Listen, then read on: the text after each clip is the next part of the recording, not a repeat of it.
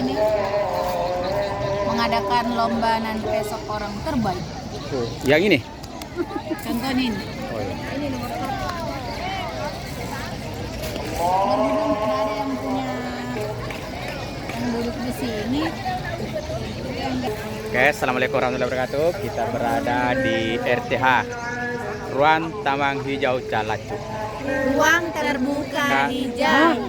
Ruang terbuka, bukan ruang taman. Bukan. Pak Haji orang Wajo guys. Iya, saya orang Wajo tapi Cooper kurang pergaulan. Karena Pak Haji itu bergaulnya di rumah aja. Oh iya. Kita lagi ngapain di sini? Kayaknya di Makassar ini ada ini apa? Nasi tumpeng apa ini? Apa? Bukan nasi tumpeng, nasi sokorang. Ya, nasi sokorang. Kita sebut nasi sokorang.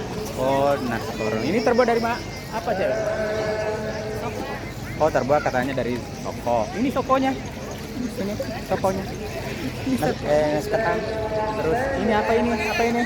Ikan kering. Oh, ikan kering ini. Terus yang berbunga-bunga ini?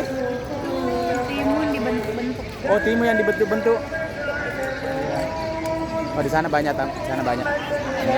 Oh, sebelah sana ada panggung hiburan nanti malam. Sini volunteer semua kursi-kursi. Nah, saya sendiri masih pakai baju apa ini?